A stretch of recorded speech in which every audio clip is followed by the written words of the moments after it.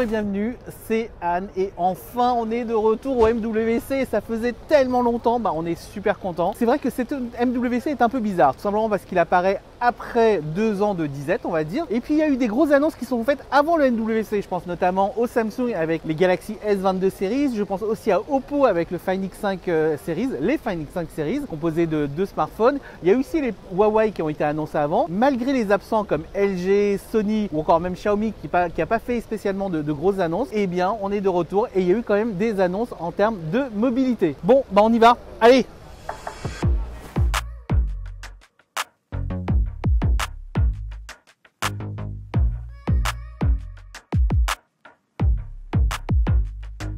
Si certains n'ont pas daigné utiliser le MWC pour annoncer leurs nouveaux produits, d'autres ils sont allés franco. Je pense notamment à Honor qui vient d'annoncer justement leur nouvelle gamme, les Magic 4 Series, dont le Magic 4 Pro qui est là justement pour concurrencer les très hautes gammes, les smartphones premium comme le S22 Ultra ou encore le Oppo Find X5 Pro. À côté, c'est pas tout puisqu'on a aussi Poco qui a annoncé son X4 Pro et son M4 Pro, donc 2 smartphones d'entrée de gamme. On a Realme qui a profité pour officialiser justement leur GT2 Series, dont un smartphone haut de gamme, le GT2 Pro forcément, qui est assez impressionnant puisque c'est un des premiers smartphones à proposer un grand angle et un ultra grand angle en version fisheye. Donc du coup on peut vraiment voir plein de choses. Et enfin on pense à TCL qui envahit justement le monde des smartphones d'entrée de gamme et qui devrait justement proposer une gamme complète avec les fameux TCL 30 Series.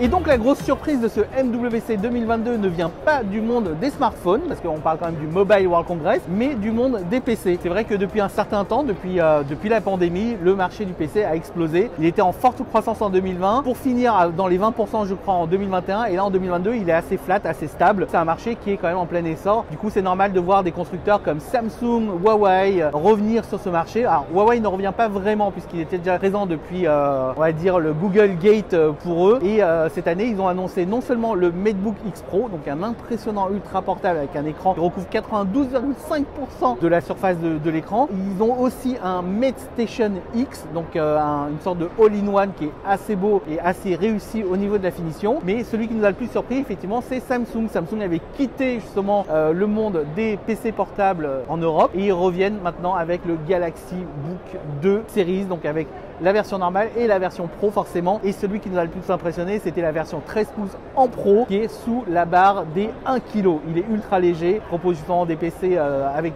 des processeurs Intel de 12e génération et ça va être pas mal. Mais c'est pas tout parce que les autres ont aussi annoncé de nouvelles choses. Je pense notamment à Lenovo avec des nouveaux ThinkBook et des nouveaux ZiPad et plus particulièrement le nouveau ThinkBook 13S qui est un des premiers justement avec le nouveau SoC Snapdragon chez Lenovo et ça c'est plutôt sympa. Et enfin donc on finit donc dans le monde des PC avec Nokia, le grand retour de Nokia. Alors en fait c'est pas tout à fait Nokia, c'est un peu comme les smartphones qui sont créés par la société chinoise HMD. Ici c'est une société française Off Global qui a profité du MWC 2022 pour lancer les premiers PC Nokia. Alors contrairement à Samsung ou Huawei qui attaquent le haut de gamme, et bien là on passe par le milieu de gamme. Les prix commencent à partir de 600-700 € et Off Global espère justement pouvoir s'étendre et étoffer la gamme d'ici la fin de l'année puisqu'on sait qu'il y a déjà de nouveaux PC qui vont arriver.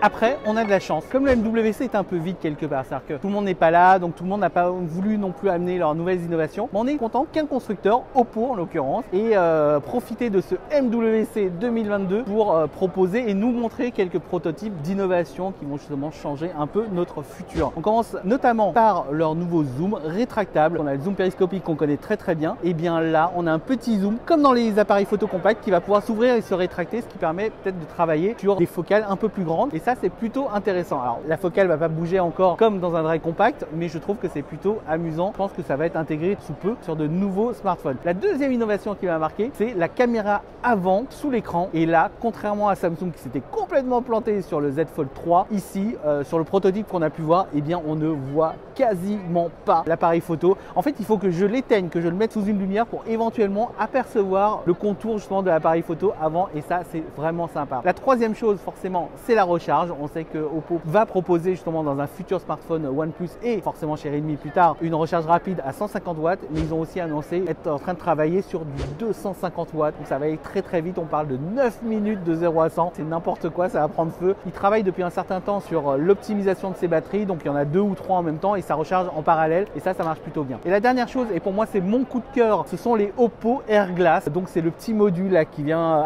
qui ressemblait un peu au Google Glass et qui va pouvoir se fixer sur des lunettes. Et bien j'ai surkiffé. En gros, ils ont pris le principe d'une smartwatch comme la Oppo Watch ou l'Apple Watch et ça, et ils l'ont mis dans ce petit capteur qu'on retrouve au niveau de l'œil. Et je vous assure, c'est impressionnant. Au départ, j'y croyais pas vraiment. Et quand j'ai commencé à l'utiliser, je me dis mais en fait c'est génial. On a toutes les informations sans avoir besoin de faire ça, sans avoir besoin de sortir son smartphone. On peut continuer à regarder n'importe où, droit devant nous et tout. Ben, moi je trouve ça super cool. Donc merci Oppo de nous faire rêver un tout petit peu. Ah oui, j'ai oublié de vous dire, mais en fait sur le stand de Oppo, il y avait aussi le stand OnePlus. Bon, OnePlus Oppo, on sait que ce sont un peu les frères jumeaux et tout. Ils ont annoncé que le OnePlus 10 Pro allait enfin arriver. Donc après avoir été annoncé justement pour la Chine, il arrive en Europe à partir du mois de mars. Top!